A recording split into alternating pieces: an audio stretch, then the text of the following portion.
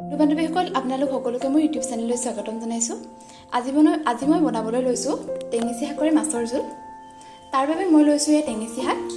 টেঙেচি শাকখিনি মই ৰস উলিয়াই লৈছোঁ বইল কৰি। আৰু এয়া হৈছে মটৰ আৰু আলু মই আগতীয়াকৈ বইল কৰি লৈছোঁ। এই 3 পিচ মাছ মই আগতে ফ্ৰাই কৰি লৈছোঁ।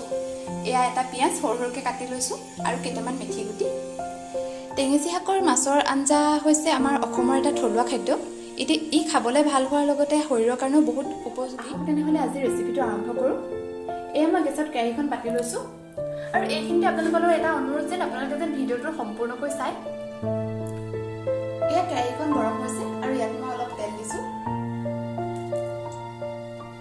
তেলখিনি গৰম হ'বলৈ দিম। এয়া আমাৰ তেল গৰম হৈছে। ইয়াত মই মেথি গুটি কেইটামান দিছোঁ। যিহেতু মই মাছৰ টেঙা জোল বনাইছোঁ সেইবাবে ইয়াত মই আদা নহৰু আৰু কোনো ধৰণৰ মাছ মছলা ব্যৱহাৰ কৰা নাই। এয়া মই তেলটো পিঁয়াজ দিছোঁ আৰু গেছটো কমাই দিছোঁ। পিঁয়াজ দি ভালদৰে লৰাই দিছোঁ।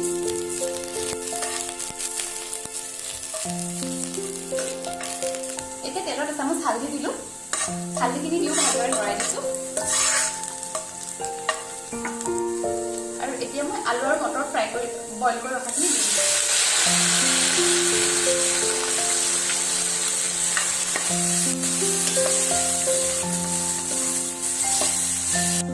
আলু আৰু মটৰখিনি আগতীয়াকৈ বইল কৰি লোৱাৰ বাবে খুব বেছি ফ্ৰাই কৰি থাকিব নালাগে। তাতে হালধিখিনি ভালদৰে মিক্স হ'বলৈ অলপ ফ্ৰাই কৰি দিছোঁ। আলু আৰু মটৰখিনি ফ্ৰাই হৈছে। এতিয়া ইয়াত মই টেঙেচি শাকৰ ৰসখিনি দি দিছোঁ। ৰসখিনি দিও ভালদৰে লৰাই দিম।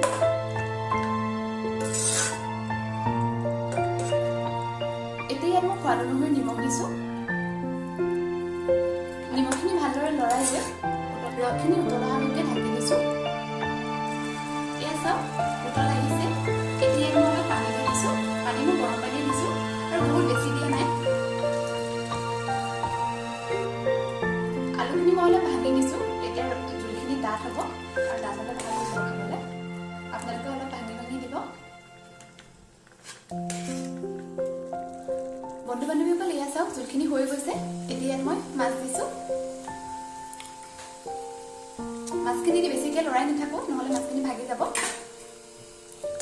এনেকৈ মাছৰ ওপৰত মই জোলখিনি দি দিছোঁ আৰু ঢাকি অলপ টাইম মাছৰ ভিতৰলৈ জোলখিনি সোমাবলৈ দিম। বন্ধু-বান্ধৱীসকল এয়া চাওক আমাৰ মাছৰ জোলখিনি ৰেডি হৈ গৈছে। এতিয়া মই গেছটো অফ কৰি আপোনালোকক একেবাৰে পৰিৱেশন কৰিয়ে আগবঢ়াই আছোঁ। এয়া চাওক আমাৰ টেঙেচি শাকৰ হৈছে মাছৰ জোল ৰেডি হৈ গৈছে। আপোনালোকেও এনেকৈ বনাই খাব। বনাবলৈ অতি সহজ আৰু খাবলৈ বহুত ভাল হয়। গৰমততো টেঙাটো এনেও খাই আমি সকলোৱে ভালেই পাওঁ। এনেধৰণে বনাই খাই চাব আৰু মোক জনাবলৈ নাপাহৰিব। লগতে যদি মোৰ ৰেচিপিবোৰ চাই ভাল পাইছে তেনেহ'লে লাইক কৰিব, মোৰ চেনেলটো ছাবস্ক্ৰাইব কৰিব। ধন্যবাদ।